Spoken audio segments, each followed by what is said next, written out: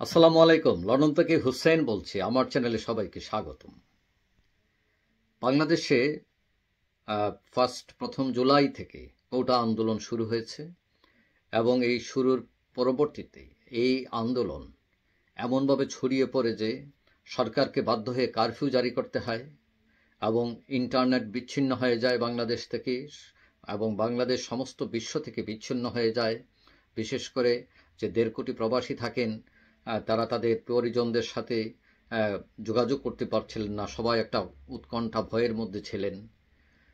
এই যে দেশে জ্বালাও পোড়াও, ২০০-র অধিক মানুষ মৃত্যুবরণ করল এবং ২,০০০-এর অধিক মানুষ আহত হয়েছে। তারপর নরসিংদীতে জেল থেকে পলায়ন করেছে প্রায় ১২০০ কয়েদি। চারিদিকে গ্রেফতার চলছে, ভয়ভীতি চলছে। এখন এই অবস্থায় মানুষের আমাদের করণীয় কি? এবং প্রশ্ন উঠেছে, এই সমাজে কি বিবেকবান মানুষ নাই, দায়িত্বশীল মানুষ নাই? কেন হচ্ছে এইসব? এখন যদি এটা পর্যালোচনা করেন তাহলে দেখবেন যে দেশ দুই ভাগে বিভক্ত। একটা হচ্ছে রাজাকার আর একটা হচ্ছে মুক্তিযোদ্ধা। এখন এখানে প্রশ্ন আছে, কে রাজাকার, কে মুক্তিযোদ্ধা, কে কাকে সার্টিফিকেট দিচ্ছেন? এবং আদৌ যারা মুক্তিযুদ্ধ দাবিদার তারা আসলে মুক্তিযুদ্ধের সপক্ষে শক্তি কিনা, এবং যাদেরকে রাজাকার বলা হচ্ছে আসলেই তারা রাজাকার পরিবার থেকে আসছেন কিনা, এবং যারা ছাত্র, তাদের অনেকেরই জন্মই হয় নাই এই মুক্তিযুদ্ধের সময়, এবং অনেকেই মুক্তিযুদ্ধ পরিবার থেকে এসছেন। আরেকদিকে যদি আমরা বিবেচনা করি রাজনৈতিকভাবে, দেখা গেল যে আওয়ামী লীগ এবং ১৪ দল এক পক্ষ এবং বিএনপি জামাত আরেক পক্ষ। এখন কথা হচ্ছে যে সাধারণ মানুষ যারা, বিবেকবান মানুষ যারা, তারা কোন পক্ষ? আমাদের দেশে আরেকটি পক্ষ আছে, সেটা হলো বুদ্ধিজীবী পক্ষ। তাদের আবার দুই ভাগ আছে, একটা হলো সচল পক্ষ আর একটা হচ্ছে নীরব পক্ষ। সচল পক্ষর সংখ্যা খুবই কম, তারা কথা বলার জন্য বিভিন্ন ধরনের পানিশমেন্টের মুখোমুখি হতে পারেন, সেই ভয়ে অনেকেই নীরব থাকেন। অনেকে আছেন সুবিধাভোগী, যে সরকার থেকে বিভিন্ন সুবিধা নেন, তারা ইচ্ছা করে নীরব থাকেন। এখন কথা হলো, সরকারের বিরুদ্ধে সবসময় কথা বলতে হয় এমন না। সরকার ভালো যেটা করে সেটাকে ভালো বলা, খারাপকে খারাপ বলা, এই প্র্যাকটিসটা নাই বিশেষ করে বুদ্ধিজীবীদের মধ্যে। আপনারা জানেন যে রাশিয়া যে বিভক্ত হয়েছিল গর্বাচবের টাইমে, সেটার এই যে বিভক্তি, দেশ ভেঙে ভেঙে টুকরো হয়ে যাওয়া, সেটার অন্যতম কারণ ছিল কারণ সেই দেশের বুদ্ধিজীবী বিক্রি হয়ে গিয়েছিল। তখন কথা বলার লোক ছিল না। তো আমাদের কথা বলার লোক আস্তে আস্তে কমে আসছে। তারপর অনেকেও কথা বলেন না, কারণ কথা বললেই যার বিরুদ্ধে যায় কথাটা, তখন তাকে হয় মুক্তিযোদ্ধা, রাজাকার, বিভিন্ন বিষয়ে, ডান বাম এইসব একটা এর মধ্যে পড়ে তাকে কুণ্ঠাসা করে ফেলা হয়। এখন দেশে তো আইন কানুন আছে। এই যে পরিস্থিতি, এই পরিস্থিতির উদ্ভব হলো কেন? এটা কন্ট্রোল করা গেল না কেন? ২০০ মানুষের মৃত্যু হতে হলো কেন?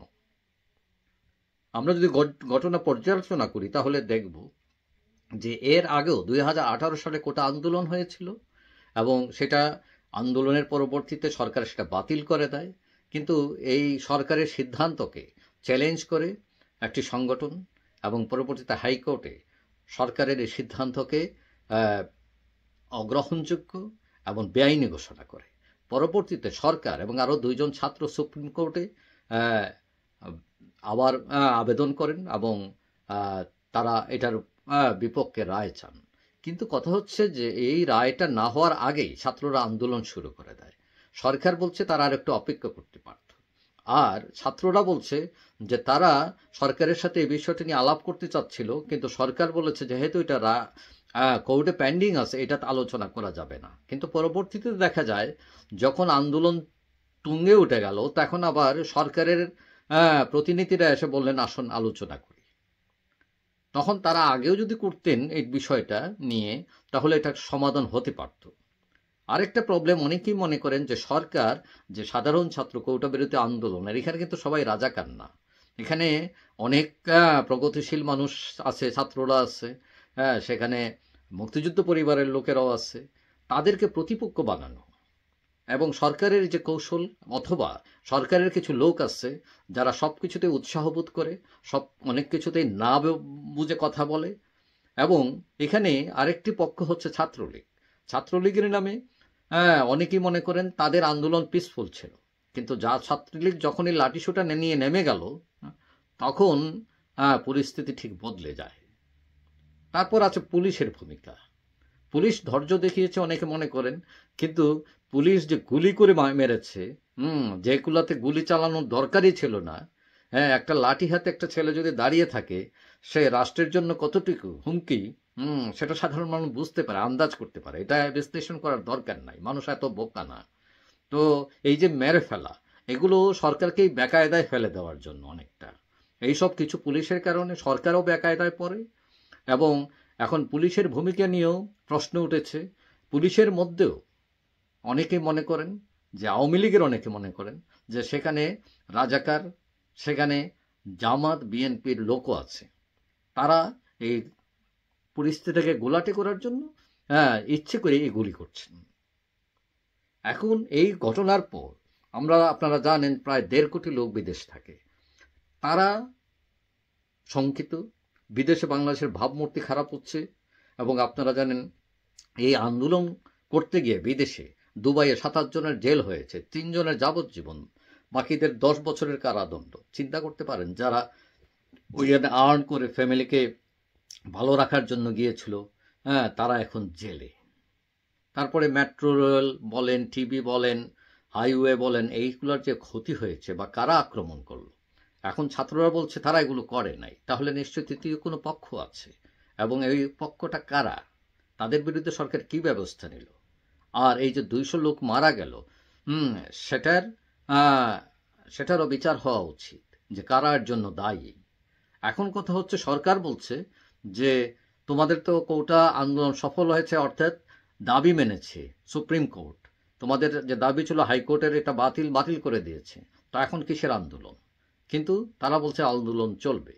তারা বলছে এই হত্যাকাণ্ডের বিচার, বিভিন্ন দাবি দাওয়া দিয়েছে তারা। এখন এটা নিয়ে আবার একটা চিন্তার মধ্যে আছে সাধারণ মানুষ, যে কি হয়। এখন অনেকে মনে করেন সরকারের বিচক্ষণতা অভাব ছিল, কারণ এখানে এই কোটা আন্দোলন সরকারও চাচ্ছিল না কোটা থাকুক, এবং ছাত্ররাও চাচ্ছিল না কোটা থাকুক। তাহলে সমস্যা কোথায়? এটা মিলেমিশে সহজ সমাধান করা যেত। কিন্তু অনেকেই মনে করেন যে সরকারের বিচক্ষণতার অভাবে, অনেকে দীর্ঘদিন ক্ষমতায় থাকার কারণে, মেদপুরি, ওই আপনার ঘি পরোটা খেয়ে অনেকের একটু আরাম হওয়ার কারণে তারা ওদেরকে আর পাত্তাই দেয় নাই, যার ফলে এইটা এই পর্যন্ত করিয়েছে। সরকার চাইলে এটাকে বিচক্ষণতার সাথে ট্যাকেল করতে পারত।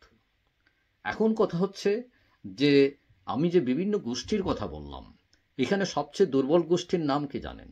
সেটা হচ্ছে বিবেকবান মানুষের গোষ্ঠী, যারা নিরীহ, যারা এই সমাজে অবহেলিত, তাদের কথার কোনো মূল্য নেই।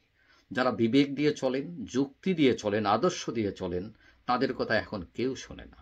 তারা মাইন্ডকার চিপার মধ্যে আছেন। তারা যে পক্ষের যে সত্যটা বলবেন, যার বিপক্ষেই যাবে সেই আপনাকে দালাল বলবে, সেই আপনাকে রাজাকার বলবে। এই সত্য উপেক্ষিত।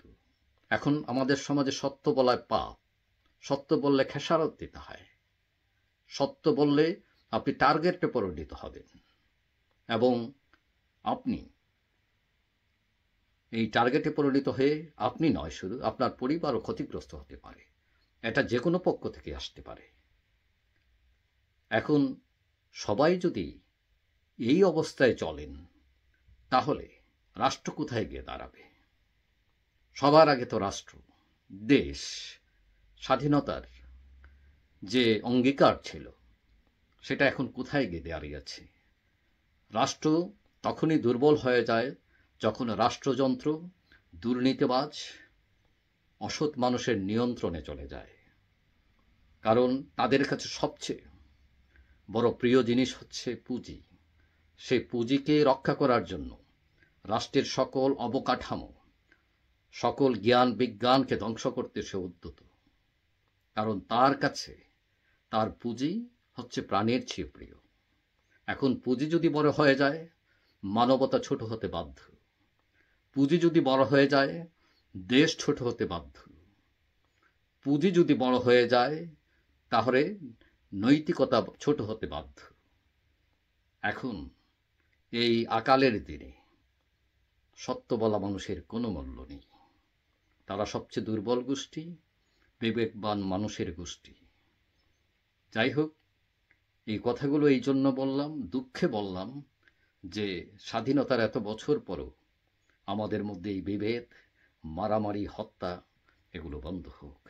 সবাই ভালো থাকবেন। আর যারা আমার চ্যানেল সাবস্ক্রাইব করে না, ইচ্ছেগুলো করতে পারেন, তাহলে পরবর্তী ভিডিও আপনার কাছে অটোমেটিক চলে যাবে। সবাই ভালো থাকবেন। আল্লাহ হাফিজ।